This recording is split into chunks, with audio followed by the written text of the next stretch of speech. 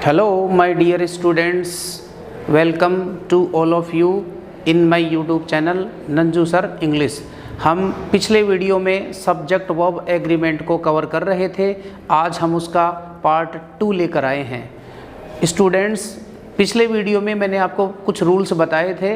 अगर आपको याद हो तो आप रिमाइंड करने की कोशिश करें। मैंने आपको बताया था कि दो नाउन यदि एंड से जुड़ी हैं, दो प्रोनाउन एंड से जुड़े हैं तो प्लूरल वर्ब आती है। अगर दोनों नाउन मिलके एक हो जाती हैं तो सिंगुलर वर्ब आती है। दो नाउन एंड से जुड़ी हुई हैं, आर्टिकल एक होता है, पजेसिव एक होता है तो एक वचन होता है। अगर आर्टिकल दो होते हैं तो वो प्लूरल माना जाता है। मैंने एक रूल आपको ये भी बताया था कि दो नाउन या pronoun as well as, with, besides, except, who, which, that इनसे जुड़े हुए हैं तो जो वर्ब आती है वो पहले सब्जेक्ट के अनुसार आती है। बताया था ना? ठीक है। फिर मैंने क्या बताया था आपको कि अगर दो नाउन या प्रोनाउन आइदर और से, नाइदर नोर से, not only but also say जुड़ी हुई हैं तो जो वर्ब आती है वो सेकंड सब्जेक्ट के हिसाब से आती है। ये हमने पिछले वीडियो में कवर किया था। आज हम कुछ नेक्स्ट रूल्स की बात करेंगे। आज भी आपको कॉपी पेन लेके बैठना है, रूल्स को अच्छे से समझना है, वीडियो को लास्ट तक देखना है, लाइक, शेयर, कमेंट, सब्सक्राइब करना नहीं भूलना है। ठीक है, चलिए देखते हैं। आज का हम रूल लेंगे कि दो पार्ट वाली नाउन प्लूरल होती है, मतलब बहुवचन होती है। दो पार्ट वाली नाउन प्लूरल यानी बहुवचन होती है। दो पार्ट वाली नाउन बहुवचन होती है। अब दो पार्ट वाली नाउन कौन कौन सी? जैसे आपको मैं बताऊं, सीजर्स यानी कैंची। सीजर्स इस तरीके से होती है, दो पार्ट होते हैं उसके, तो दो पार्ट होने के कारण वो इंग्लिश में क्या होती है? प्लूरल। और क्या? जैसे हम पहनते हैं पैंट्स, पजामे को क्या बोलते हैं? ट्राउजर्स। ये भी दो पार्ट में है। स्लैक्स,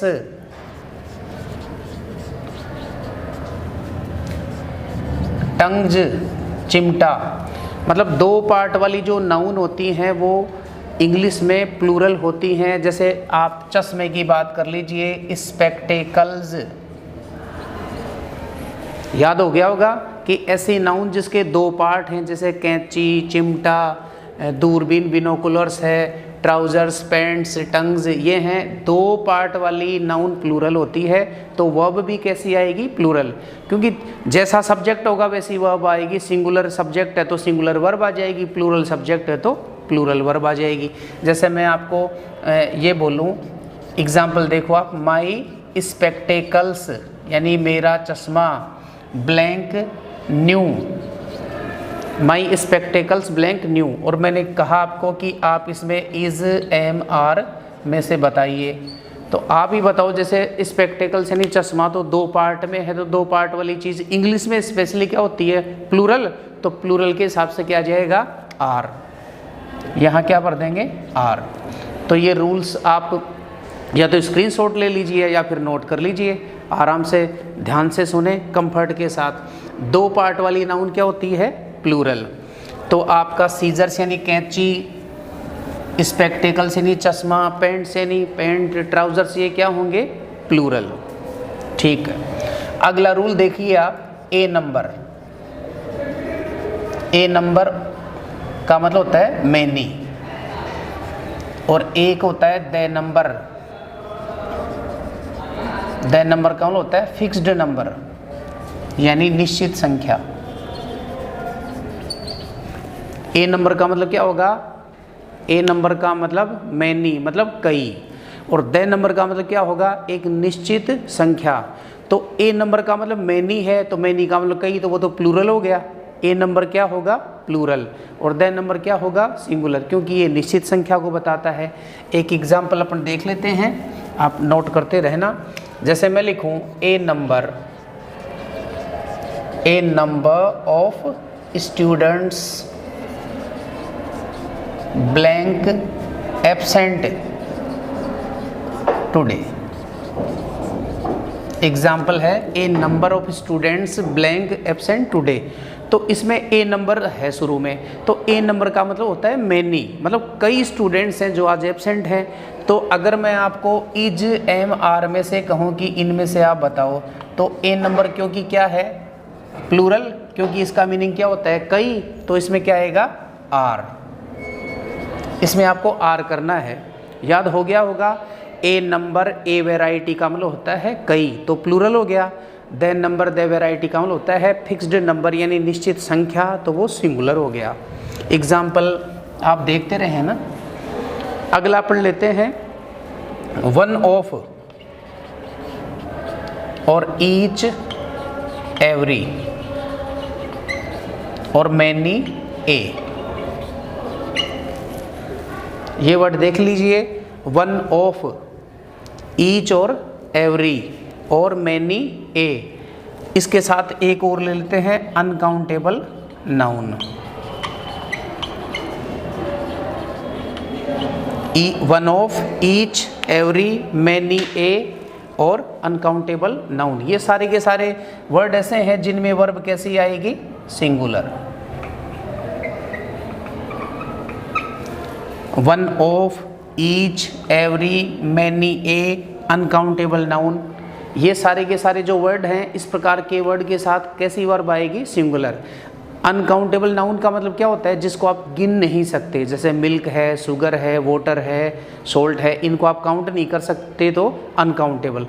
अनकाउंटेबल जो नाउन होती है उसमें कैसी वर्ब आएगी सिंगुलर। ये जितने भी वर्ड है ना, one of, each, every, many a, uncountable noun, इनमें कैसी वर्ब आएगी सिंगुलर। एग्जाम्पल देखते हैं, जैसे मैं लिखूं one of my friends, one of my friends blank there, और मैंने कहा कि आप वो जबर में से बताओ। तो one of my friends blank there यानी मेरे दोस्तों में से कोई एक वहाँ था, वैसे ही पता लग रहा है। फिर भी आप ऐसे याद रख लो कि वन ऑफ क्या होगा सिंगुलर, वन ऑफ सिंगुलर होगा तो आप क्या कर देंगे वॉज। ठीक है, जैसे मैं बोलूँ each of you ready to go, तो जैसे मैंने कहा इज एम आर में से बताना है each of you blank ready to go, तो इज एम आर में से बताना है। अब ईच ऑफ है, एवरी है, वन ऑफ है, अनकाउंटेबल नाउन है, मैनी ए है, तो ये सारे के सारे क्या है सिंगुलर है, तो इसमें क्या आएगा, इसमें आएगा इज। जैसा सब्जेक्ट होगा वैसी वर्ब आएगी, जैसा सब्जेक्ट है वैसी वर्ब आएगी, तो उसके हिसाब से आप देखते रहो। मैनी ए का भी देख लीजिए आप, एग्जाम्पल से ज़्यादा समझ में आएगा। Many a student blank gone there, तो इसमें आपको हैज है में से बताना है। अब मैनी ए किस में आएगा सिंगुलर में। मैनी का मतलब, मैनी ए का मतलब वही होता है कई, लेकिन ये सिंगुलर में होता है। देखो मैनी ए फिर स्टूडेंट, तो मैनी ए सिंगुलर है तभी तो स्टूडेंट आया यहाँ, मैनी ए स्टूडेंट, तो यहाँ क्या आएगा हैज़। ये ठीक है, आराम से आप लर्न करते रहें, एग्जाम्पल्स नोट करते रहें, देखते रहें, समझते रहें। किसी भी प्रकार का कोई डाउट है तो आप कमेंट बॉक्स में लिख के हमें बता सकते हैं। एक ये है रूल देखो, द प्लस एडजेक्टिव बराबर प्लूरल नाउन। मतलब कुछ एडजेक्टिव ऐसे होते हैं जिनसे पहले अगर हम द लगाएं तो वो क्या बन जाएंगे नाउन, और नाउन भी कौन सी प्लूरल। जैसे देखो आप खूब सुनते हो द पुअर, अब द पुअर क्या हो गई प्लूरल नाउन हो गई। ऐसे ही मैं बोलूँ द रिच, पुअर और रिच क्या है एडजेक्टिव है, विशेषण है, विशेषता बताने के काम करते हैं। इनसे पहले हमने द लगा दिया, अब क्या हुआ द पुअर का मतलब होगा दुनिया में जितने भी गरीब हैं वो सारे। द रिच का मतलब क्या होगा दुनिया में सभी अमीर लोग। ऐसे ही और भी अपन बोल सकते हैं, देखो द यंग यानी सभी जवान, द ओल्ड यानी सभी बूढ़े, द ब्रेव यानी सभी बहादुर। ऐसे ही हम बोल सकते हैं द वीक यानी सभी कमज़ोर। मतलब कोई एडजेक्टिव है उससे पहले द लगाएंगे तो वो पूरी कम्युनिटी को कवर करता है, तो उसका मतलब हो जाएगा सारे लोग। द पुअर का मतलब सारे गरीब, द रिच का मतलब सारे अमीर, द वीक का मतलब सारे कमज़ोर, द कावर्ड का मतलब सारे कायर लोग। तो ये प्लूरल की तरह से काम आएंगे। जैसे मैं बोलूँ एग्जाम्पल देखिए आप, द पुअर ब्लैंक हेल्प, और मैं आपको बोलूँ कि नीड और नीड्स में से भरो। अगर ऐसे हो a poor man A rich man तब तो साफ ही पता लग रहा है, लेकिन अगर द रिच द पुअर हो तो आप समझ जाना कि ये प्लूरल है। और मैंने क्या बताया कि कोई एडजेक्टिव है उससे पहले द लगाओगे तो प्लूरल नाउन बनेगी, the young the old the weak. ये द पुअर ब्लैंक हेल्प, अब द पुअर का मतलब सारे गरीब, सारे गरीब का मतलब कैसी वर्ब आएगी, नीड। मैंने बताया भी था आपको कि जो वर्ब होती है वो प्लूरल होती है, ऐसे ही एस लगाती है वो क्या बन जाती है, सिंगुलर। तो द पुअर के हिसाब से क्या आएगा, need. The poor need help यानी सभी गरीबों को मदद की ज़रूरत होती है, हेल्प की ज़रूरत होती है। अच्छा, आपने अगर कलेक्टिव नाउन के बारे में सुना हो, कलेक्टिव नाउन, कलेक्टिव नाउन का मतलब होता है किसी चीज़ का ग्रुप। कलेक्टिव नाउन को आप सीधा सीधा याद रख लो कि इसमें क्या आएगा, ग्रुप। अब इंग्लिश में जो ग्रुप है वो हमेशा क्या होता है, एक वचन। कलेक्टिव नाउन किस में आती है, ग्रुप में। किसी चीज़ के ग्रुप को कलेक्टिव नाउन में मानते हैं, और किसी चीज़ का जो ग्रुप है वो क्या होगा, सिंगुलर। जैसे मैं बात करूं army, class, furniture, family, staff, ये सारे वर्ड कैसे हैं, सिंगुलर। जैसे मैं बोलूं over class blank going on tour, यानी हमारी जो कक्षा है वो भ्रमण पर जा रही है। आपको ऐसे नहीं देखना है कि क्लास में तो बहुत सारे स्टूडेंट्स होते हैं। क्लास का मतलब सारे स्टूडेंट एक जगह, मनी का मतलब सारे पैसे एक जगह, फैमिली का मतलब सारे मेंबर एक जगह, तो एक जगह एक वचन। तो इसमें क्लास के हिसाब से क्या आ जाएगा, इज। तो कलेक्टिव नाउन जो होती है वो क्या होगी, सिंगुलर। लेकिन स्टूडेंट से ये याद रखना, कोई भी कलेक्टिव नाउन है और उसमें उस सेंटेंस में हम डिवाइड वर्ड जोड़ दें, क्या वर्ड जोड़ते हैं, डिवाइड। डिवाइड वर्ड जोड़ते क्या हो जाएगा कि वो बट जाएंगे, बटते ही वो क्या हो जाएगा, प्लूरल हो जाएगा। जैसे यही सेंटेंस में ऐसे लिखूं, your class blank divided in their opinions, opinions यानी विचार। अब क्लास पहले एक जगह थी, मतलब सारे एक थे तो इज आ गया। अब ये क्लास डिवाइड हो गई, तो डिवाइड होने का मतलब क्या हो गया कि सबके विचार अलग अलग हैं, बट गए, बटते ही वो क्या चीज़ हो गई, ज़्यादा के रूप में कन्वर्ट हो गई, अलग अलग हो गए। तो यहाँ क्या होगा, आर माना जाएगा, सिर्फ किस कारण, डिवाइडेड। सीधा सीधा है, कलेक्टिव नाउन सिंगुलर होती है, और अगर उसमें डिवाइड वर्ड आता है तो वो प्लूरल हो जाएगी। ठीक है। कुछ वर्ड ऐसे हैं जिनको हम हमेशा, मैं इरेज कर देता हूँ, आप पॉज करके या फिर स्क्रीनशॉट के साथ नोट कर लेना। कुछ वर्ड ऐसे हैं जो हमेशा ही प्लूरल होते हैं, कलेक्टिव नाउन में आते हैं वो, लेकिन प्लूरल होते हैं। जैसे देखो मैं आपको बताऊं, एक तो पीपल, पीपल यानी लोग, police, people, police, cattle, gentry, gentry का मतलब होता है सज्जन लोग, पोल्ट्री मुर्गी फार्म, कैवेलरी घुड़सवार सेना, इन्फेंट्री पैदल सेना। ये सारे वर्ड वो हैं जो प्लूरल होते हैं, प्लूरल होते हैं ये word. Dozen, countable noun, countable noun का मतलब जिसको आप गिन सकते हो। ये वर्ड प्लूरल वर्ब की कैटेगरी में आएंगे, तो हम क्या करेंगे, प्लूरल वर्ब लगाएंगे। दो वर्ड और हैं से इनमें, रिचीज, रिचीज का मतलब होता है संपत्ति, और एक आर्म्स, मतलब भीख। ये वर्ड ऐसे हैं जो प्लूरल होंगे। अब इनमें ये बहुत सारे वर्ड हैं, और भी कई वर्ड हैं, लेकिन जो आपके लिए सबसे ज़्यादा इम्पोर्टेंट है ये 3 वर्ड आप ध्यान रखना, पीपल, पुलिस और कैटल। ये एग्ज़ाम में, बोर्ड एग्ज़ाम में आ सकते हैं, और बाकी सारे वर्ड हैं, लेकिन ये ज़्यादा इम्पोर्टेंट हैं, पीपल, पुलिस और कैटल। इनके साथ आपको प्लूरल वर्ब लगानी है। जैसे एग्जाम्पल लिखता हूँ मैं, cattle blank grazing in the field.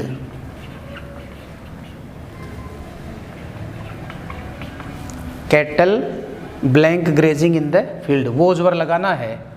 अब कैटल है वो कौन सी कैटेगरी में है? काउंटेबल नाउन है। कैटल का मतलब मवेशी, चरने वाले सारे जानवर, लेकिन ये प्लूरल में आता है तो इसलिए क्या आएगा? वर आएगा।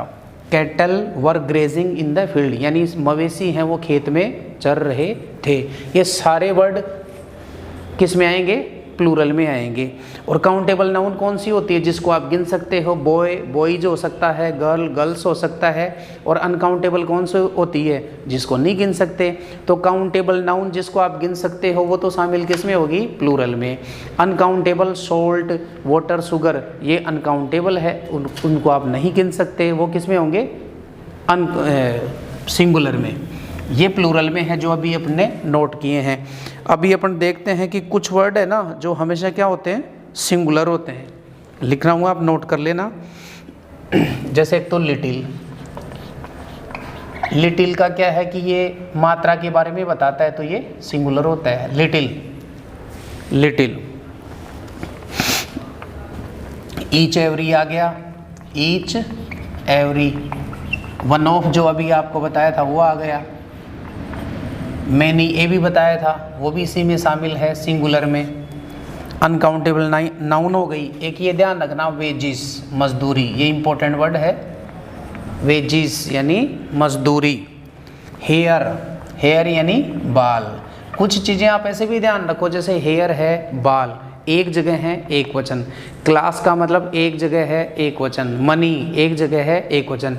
रुपीज़ प्लूरल हो सकता है क्योंकि उनको काउंट कर सकते हैं। मनी है वो सिंगुलर है।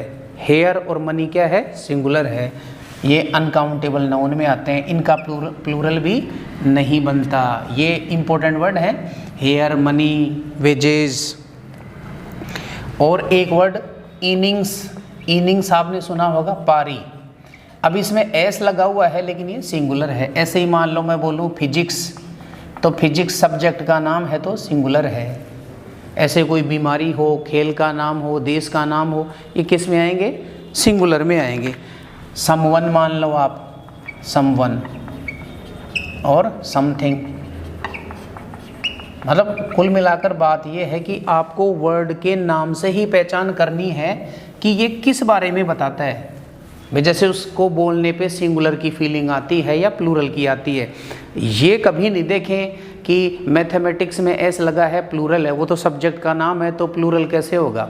और ये भी नहीं देखना है कि कैटल में ऐसे एस नहीं है तो ये सिंगुलर है, ऐसे भी नहीं।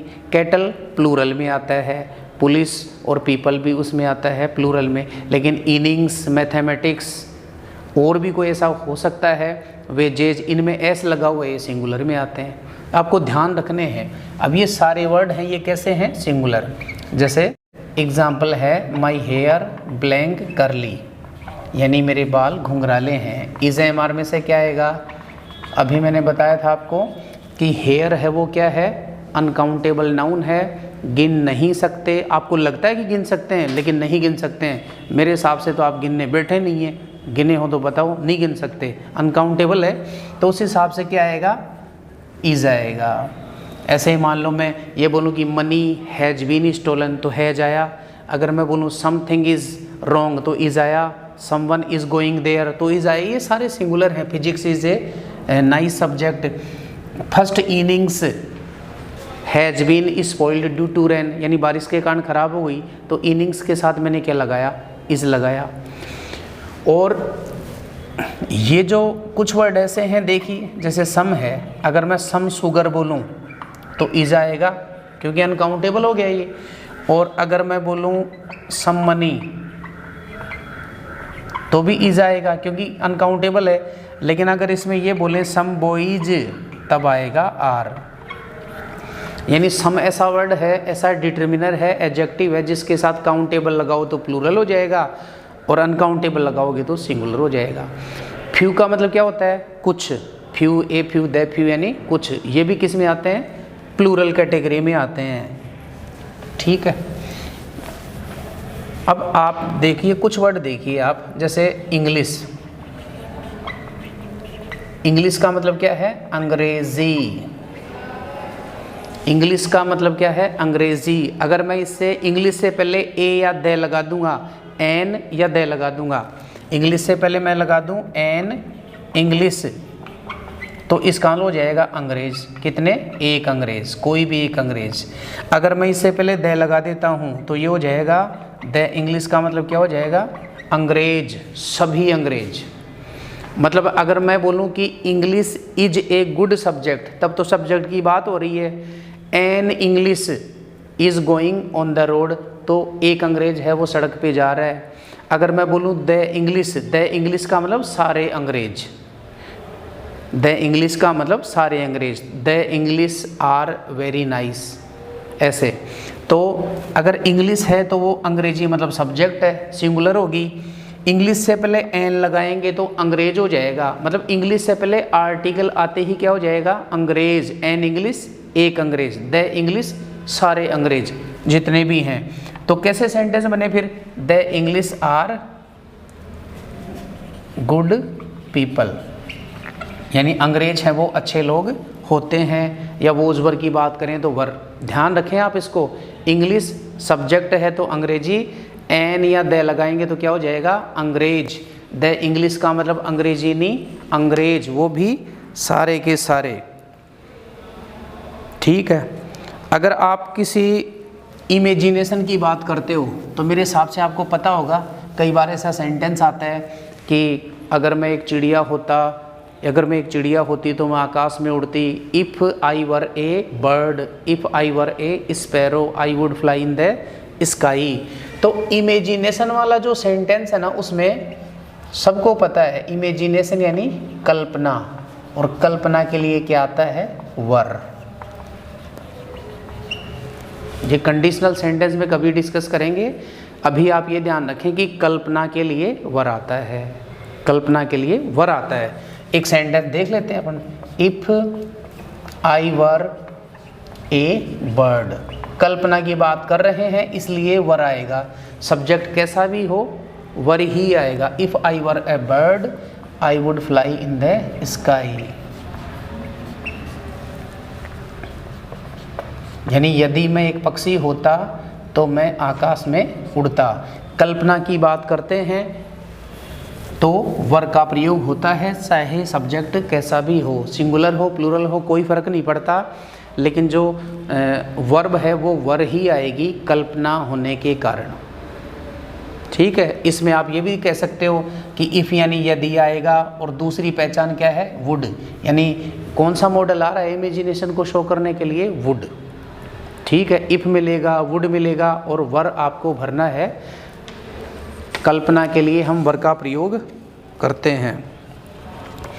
एक अपना जो जैसे मान लो डिस्टेंस है, डिस्टेंस यानी दूरी, वेट यानी वजन, डिस्टेंस यानी दूरी, वेट यानी वजन, मास द्रव्यमान, डिस्टेंस, वेट, मास, टाइम, ये है डिस्टेंस, मास, टाइम, वेट। ये किस कैटेगरी में शामिल होंगे? ये सिंगुलर में होंगे। एक अमाउंट और आता है इसमें, डिस्टेंस, वेट, मास, टाइम और अमाउंट। दूरी, वजन, द्रव्यमान, समय, और ये कौन सा हो गया? अमाउंट। ये सारी चीज़ें किस में आती हैं? सिंगुलर में। ठीक है। जैसे मैं ये बोलूँ 10 kilometres blank a long distance, यानी 10 किलोमीटर है वो एक लंबी दूरी थी या लंबी दूरी है, तो इज एम आर में से भरना पड़े तो हमें क्या करना होगा इसमें, इज। बहुत सारे वर्ड हैं और बहुत सारी चीज़ें हैं इसमें। आपको एक्सरसाइज और करवाएंगे और एक्सरसाइज ऐसे करवाएंगे जिसमें लगभग अपना ऐसे सेंटेंस डालेंगे उनसे बाहर सेंटेंस नहीं आएगा।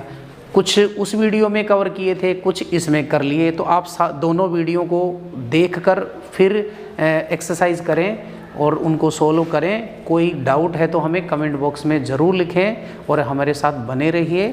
थैंक यू, मिलते हैं अगले वीडियो में।